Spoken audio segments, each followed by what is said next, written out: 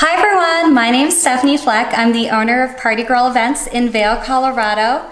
And as a wedding planner, I get so many questions about wedding photography. So I thought it would make more sense to invite Toni Axelrod from Toni Axelrod Studios. She's an amazing wedding photographer to answer questions that we get asked all the time.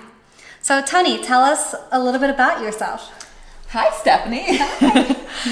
So I've been a photographer in Vail for over 20 years. I got my background in photography doing a lot of news work. I've worked for the New York Times, the Washington Post, and a lot of other national publications. And so I was doing photojournalism, I think, before it became a thing. So, Nice. And actually I got started in weddings because I had people, and this was probably, I don't know how many years ago now, that would say, hey, I love that style. I love what you're doing with your news work. Is there any way that you can, shoot my wedding and kind of bring that kind of photojournalistic style to the wedding? And so I said, great. And that's where I got started, and then kind of started rolling from there. That's so cool. Yeah. How long have you had your wedding photography business? So it's been over 20 years now. If I just Nice. stopped counting. Wow. I just stopped counting. That's so cool. Yeah, it's been fun. I've worked with all sorts of clients and just met just fantastic people, and many of them have just become family. And we're year after year, I get a phone call. Hey, my kids are growing up, and can we meet at this location in Colorado? And it's really cool because I get to see kind of the kids, every year, and it becomes a very special relationship.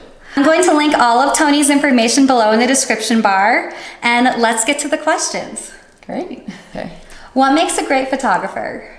So, I think there's probably three components I would say make a great photographer.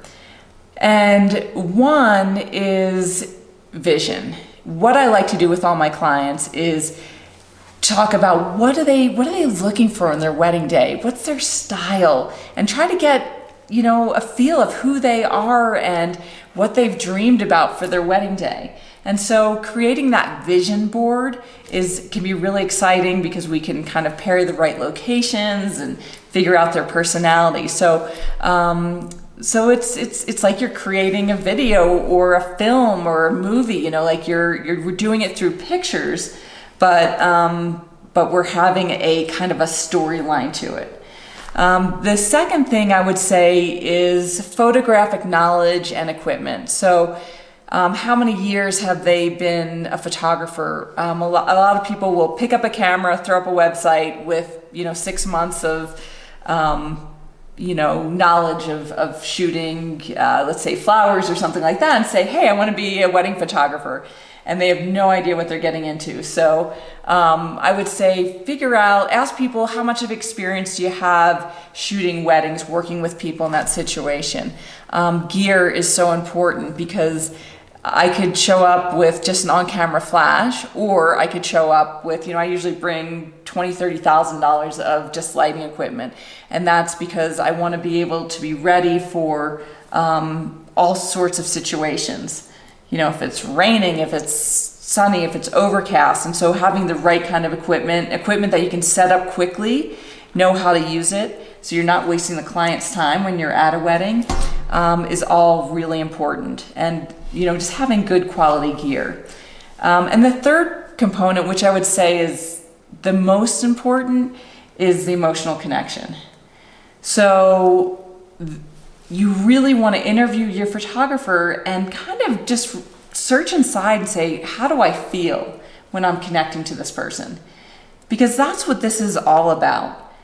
A lot of people can hold a camera up and press a button, but it's how comfortable do you feel with that person, because you're going to be reflecting that back through the images in your wedding.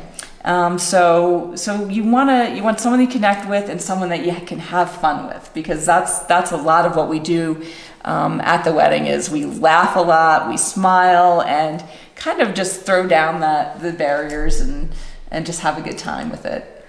Cool. That's a really good point. And I didn't even think of that. Like, a lot of times my clients are just looking at the photos alone, and it's there's so many different styles. And I worked recently, I'm glad that you talked about the importance of using light, because I worked recently with a natural light photographer, and basically they just came and like didn't bring any lights, and all the photos were super dark. Yeah, so natural light photographers, I should say, typically are just people that use the natural light outside and don't use any lighting equipment. So that's definitely something, it sounds like a cool term, but the truth is that there's really no such thing as just a natural light photographer. I mean, natural light is what all photographers use. You know, we want to use and harness natural light, and whether we're using reflectors or, you know, different kinds of mechanisms to incorporate that into, you know, the shoot. Maybe it's light coming into the windows. So that's all important about, you know, using natural light in the best way possible. But the other side of that is you have to know how to use lighting equipment. And sometimes that takes years to really gain knowledge of how to use that, and it's also very expensive. So there's a lot of fear with certain photographers about using that equipment because it is such a large investment. But you never know what the day is going to be like, if it's going to be raining or snowing, or you're going to be inside, and you need to know how to light that room. And not only light it, but light it in a way that's attractive, light it in a way that makes that person look good, because there's different ways of manipulating your lighting, so it can be, you know, make someone look a little bit more, you know, angular, or you might want to have someone, you know, look a little bit softer. And so there's a lot of different things that you can do depending on what you're trying to do with the shoot. So. Yeah. So say no to the natural light photographer. Unless, yeah, if you're on a budget and you're just going to be outside, but during the day, I would say ask them about their knowledge of using additional lighting, because it's all about using all the tools available and using them well, so that way you're ready for any situation. So awesome. Yeah. So when my clients are looking for a photographer, they'll go to Instagram, Pinterest, like the photography's website. Right. But what are they actually looking for in the photo? Like, what are the different kind of styles that are out there? So, well, there's a ton of different styles, that's for sure. I can speak to, you know, my style, which is, I would say it's like a touch of photojournalism, but with an artistic edge to it. So I am not one to use a lot of like hokey different lenses. You know, I'm not putting a fisheye lens right in front of your face and doing a lot of, you know, just like there's different lenses which are kind of artsy lenses. So mine tends to be a little bit more realistic, but at the same time, as I said, like artistic, and trying to find new angles, new locations to really create that beautiful shot. There's photographers out there which are very traditional, so everything is composed in a certain way, and turn your head and finger in your pocket. I tend to be a little bit more free-flowing in the sense that when I get with my clients, I kind of see the way they move, how do they interact with one another, because I want to figure out what showcases like who they are, and I want them to feel really comfortable. So you know, if I were to kind of turn their head and lift and this, you know, they might look a little awkward, but I can have them sit down and then start giving them some subtle direction, so it looks like they belong in their own skin. Yeah. You can look at different styles. You can I would recommend going to photographers' websites for sure. That way you can get a sense of the different kinds of works they do, and then see if you connect to that style, because that is so important. You know, you might be like a very conservative, kind of looking conservative in terms of your photography, and a little bit more traditional, and so you really want to seek out the photographer that is doing that kind of work. And then you might be someone that's a little bit more spontaneous, so you're like, oh yeah, I want to look for that in the pictures that I view on, you know, whether it's social media or their website. but see a body of work too. You know, don't just go one picture and go, okay, get an idea, because sometimes people get lucky and they get that great image. But do they have a series of great images? That's a good point. And do you see that they know how to use light in different situations and different locations? So they're not just showcasing one event, they're showcasing, you know, different people, different events. Good. I think that's such a good point to look at all of the photographs, all the photography in different places, because, you know, we plan all destination weddings, and most of our clients are coming from other places. And I always get like a little nervous when they want to bring their photographer from their hometown, because I'm looking at the portfolio on the photographer's website and I could tell they've never been in the mountains. How important is it to hire a local photographer to the destination where the wedding's going to be? 100%, super important. No, I'm just, it is, the reason why I'm saying that, because I am local to this destination, Vail, so it's kind of fun to joke about it. But what I'd say is it's not so much a concern, let's say, if the photographer if they don't have mountains in their photographs. But what I would say is important about hiring someone, if you can, local to the destination, is that they know the terrain. They know you may have a timeline that's set up perfectly, and then, oh my goodness, what happens if it rains? So, you know, for me, I can speak from my own experience. Knowing this area, I go, okay, it's raining. Here's how we're going to adjust. Here's my backup plan. I've got these 2 other locations I think that will work better. Something happens where you can't access the location. There's a car accident. You can't get up that road. What do we do now? Okay, well, I know these 10 other spots. So the ability to move and change quickly is definitely something that is important, and because, you know, local photographers tend to know the area better, that's a huge advantage. I would say another thing is, you know, I have traveled and photographed weddings, you know, on islands and other amazing places. But something that I'll always do if I am traveling to that location is go there beforehand. Yes. So I'm not showing up, you know, the day before a wedding and then just trying to figure out my locations. I want to plan. I want to know what I'm doing in advance. So yeah, if you do have a hometown photographer coming in, make sure they're coming up here the week before and they're studying the area and they know all the angles. And then I'd say the third thing is to really think about, we have a lot of people that come from low altitude, they come up here, and then, you know, that person doesn't always fare well in the altitude. We're carrying a lot of gear. We're sometimes at, you know, anywhere from 8 to 10,000 feet, carrying gear, moving up and down, climbing up, and, you know, I'm always like scurrying up a mountain to get the, you know, a little hillside even to get the right shot. You'll like strap on your skis and like ski down with like all your gear to get the right shot. I'll hang off of ropes. I'll do anything, but I think, you know, being used to the altitude and working with, you know, in high altitude helps. And then, you know, the last thing is lighting. The light up in high altitude areas, because we are closer to the sun, is harsher. So just knowledge of that harsh light is important and how to work with it. Yeah. I think it's, I love that you said about scouting out the area and like scoping out the scene before coming if you are using a photographer that's not local, because sometimes what happens is they'll ask me where to go. And I'm like, I don't know what kind of photography you do. I don't know anything about photography or lighting. Like, I don't know. Yeah, I've gotten that question too, where a photographer's come to town and they're like, hey, can you show me some good spots? Yeah, I got a wedding tomorrow. Or I was talking to another planner who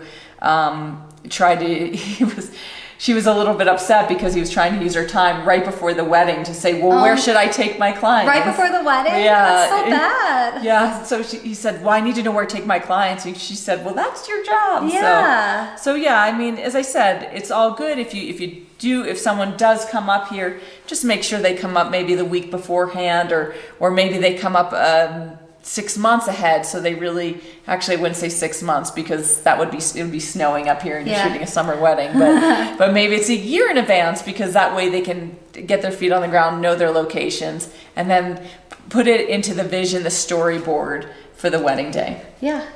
What's the difference between engagement photos and pre-wedding photos?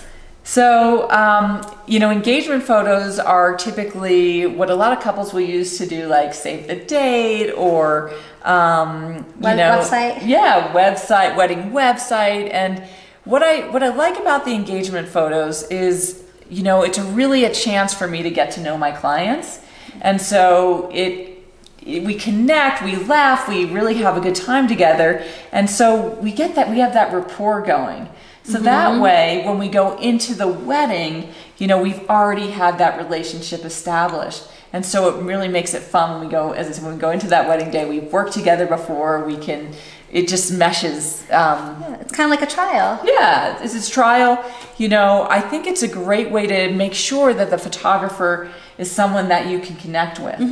Because if for some reason there is not that connection, well then maybe you can at least do something about it before the wedding or select another photographer. So again, it is like a trial, and like, is that person kind of making you feel at ease when you're in front of the camera?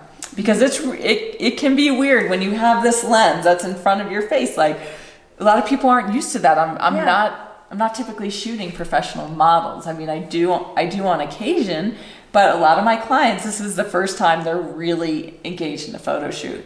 So we want to make sure that that's a comfortable situation for them. Yeah. And then pre-wedding is something that's kind of, it's a term that is really popular in Asia. So it's it's actually standard there that they'll do a pre-wedding shoot.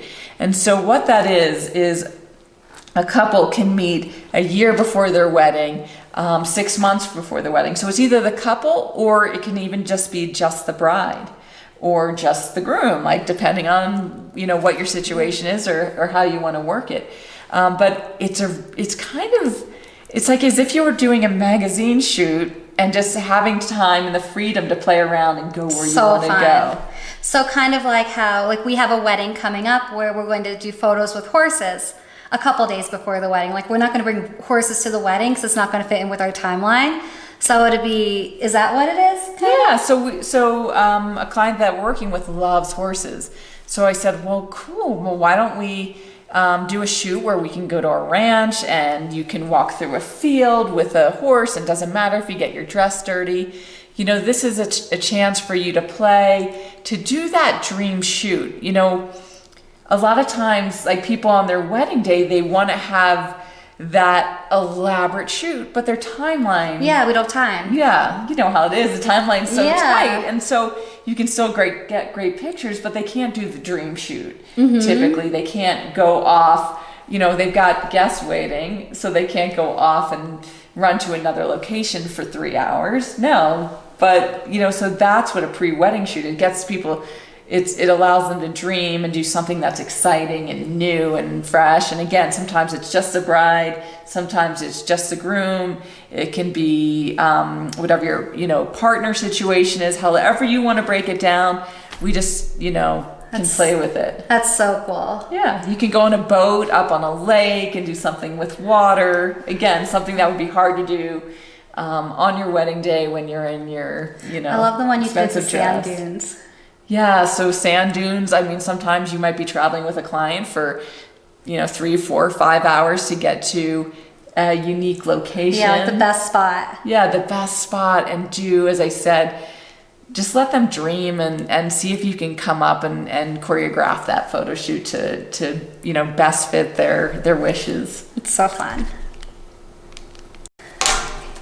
So when we're looking at photography quotes, even me as a planner, when I'm looking at the quotes that we get from different photographers that my couples are considering hiring for the wedding, there's so many different price points and the packages are so confusing.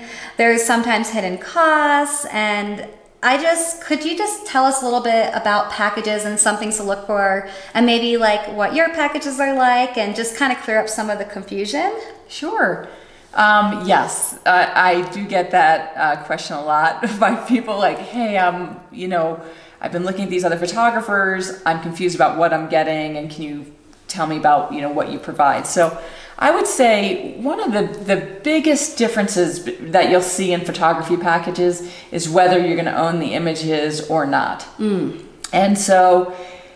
And people might think that's a small thing. It's a big thing. Yeah, it's a big thing. It's a real big thing. And here's the reason why. Sometimes you'll get a price for your photography that's, let's say, a little bit lower. And they'll say, okay, but you don't own the images, but you just have to buy them online.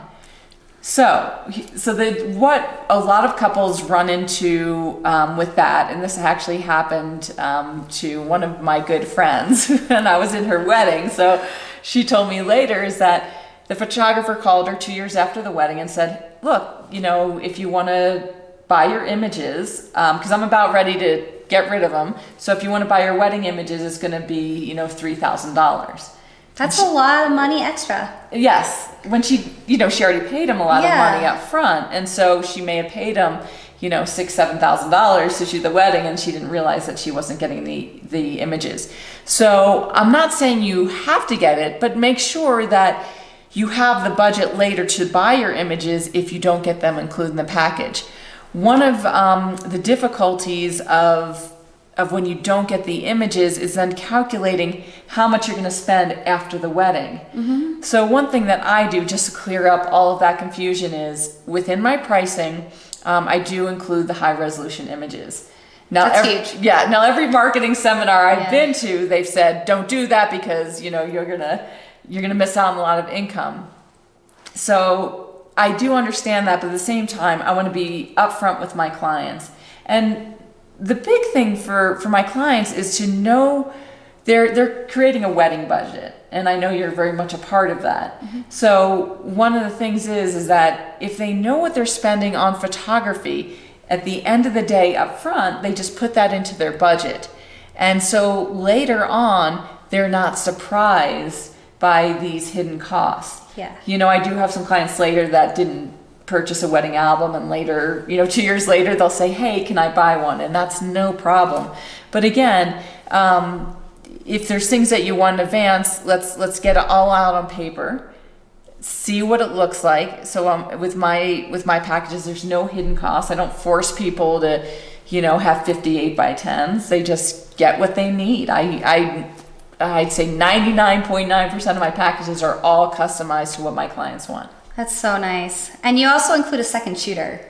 Yes. I mean, unless if the wedding is 5 people, then maybe not. So I do have if it's under a certain amount of people, but really once you start getting above 25 people, I want a second shooter, and I want someone that, has experience. So they're not someone I just hired for the day I've never worked with. They're someone that will second shoot for me, is a full professional photographer, but also at times I'm using them to help me set up lighting quickly because I don't want to be running back and forth, and creating distraction at the event. Yeah. I want my lighting set up quickly because all the extra time that one photographer will spend setting up gear is affected you'll see that in the wedding pictures, because now a bride or groom could be annoyed as they're standing with their family waiting for the lighting to get set up.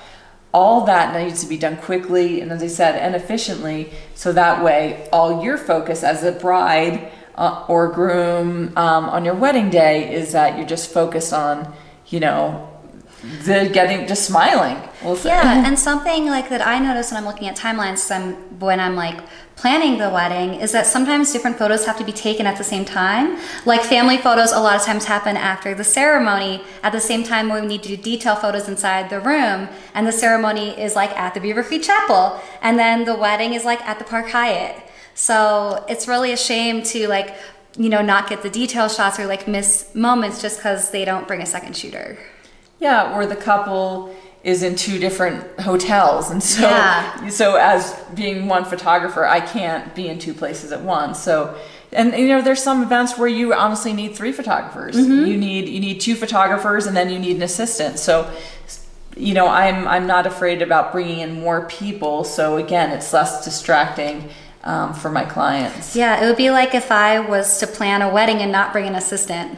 Yes. Like I usually bring 3 or 4. Yeah, and when I started, believe me, I did a lot by myself, and I went, yeah, this is Not worth it. This is not worth it. I would rather make less money and have additional support and have things. Yeah, it's be like worth smoother. paying the assistant. Yes, for sure. Cool. Yeah. What other timeline tips do you have? Well, so when I'm working on the timeline, I think it's so. I always do that with the wedding planner involved. So it's kind of a fun rapport, and that's where we've spent a lot of time because we really want to create a timeline that makes sense. And since photography is such an important part of the wedding day, it's imperative to work closely with your wedding planner and make sure that the timing works for what I need to do and also for what you need to do, because I would say the planner is kind of the advocate for making sure that day runs on time. Yeah. And then the photographer's job is to say, okay, well, based upon we're going to be working with a bridal party of this many people, we're going to need about this much time for shooting family portraits. And then, okay, well, it looks like they're going to be going up the gondola, so I know the gondola takes about 14 minutes. And then when you get to the top of the gondola, and this is all stuff that we talk about, is okay, they get to the top of the gondola and then they got to walk. So you got to add 10 minutes to walk to the location. So you got to account for travel time. Travel time, and that's I think with inexperienced planners, and when I've worked with planners that are new and not familiar with the area, not local, they often will they'll forget about all these like little, travel time. So there was a time where I couldn't work with the planner. She just said, this is the way the timeline is, and this is what we're doing. And then I find that, I'm shortening, maybe you're doing like really cool portraits, and by the time you get to the portraits, you now have 10 minutes or 5 minutes to really do it. So I would say that, something that Stephanie and I both work on is making sure that the timeline can breathe and there's space, because we want our clients to feel that they're not being rushed from here to here to here. And sometimes maybe we have to cut out something that, on an ideal world we'd like to have, but we know that would exhaust our clients. So I would say that having a timeline that's really done well is so important, and that's where I love working with Stephanie, because we really do. I love working with you too. Thank you. But yeah, we really do create a timeline that I think flows and is comfortable. Yeah. Do you have any final thoughts? I just like to remind people that it's about having fun. So many people get caught up in the details and trying to make it perfect. But, oftentimes when we are not focused on perfection is when the real beauty, the natural, the person comes out, the essence of who we are. So when you just kind of give into, the process, the day, and just into having fun, that's when you get the best images. So through the planning process, and I know that, you laugh a lot with clients and have fun, just remind yourself that this is what it's all about. It's about celebrating the love that you have, and just letting go and enjoying the moment. Great. Thank you so much for being here. Yeah, it was fun. Yeah, and thanks to everyone for watching. And if you have any questions about photography, I have our information linked below. You can send us an email, follow us on Instagram, subscribe to the YouTube channel, and we'll see you next week. Bye. Bye.